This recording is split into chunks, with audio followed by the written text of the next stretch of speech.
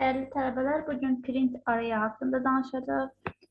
Bunun üçün bir cədvəldə tətbiq edək. Baxaq, print araya page layout tabında yerləşir.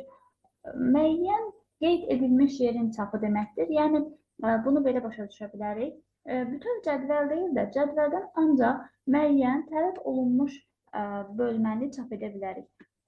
Deyək ki, bu cədvəldə telefonlar mart, aprel, may və iyun aylarının qiymətləri qeyd olunub. Normalda Ctrl+P-yə vuraraq, yəni printə keçid edərək bunun çap durumunu görə bilərik. Çapa keçid edəndə cədvəli bütövlükdə görəcəyik. Bunu fayl menyudan printə keçməklə də eyni qayda ilə görə bilirik. Yəni printin klaviatura qarşılığı Ctrl+P olacaq. Geri qayda.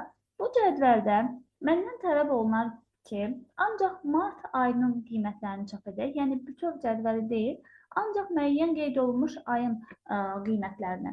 Onda nə edəcəyik? Mart ayını qeyd edirik cədvəldən, keçirik page layout qrupunda print araya əmrinə, buradan elə yenə birinci əmr olan print arayaya keçid edəcəyik.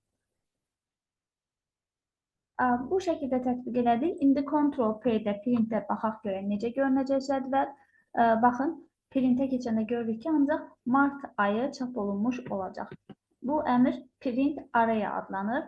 Bunu ləğv etmək üçün print araya keçid edib clear vuracaq. Yəni bunu ləğv et.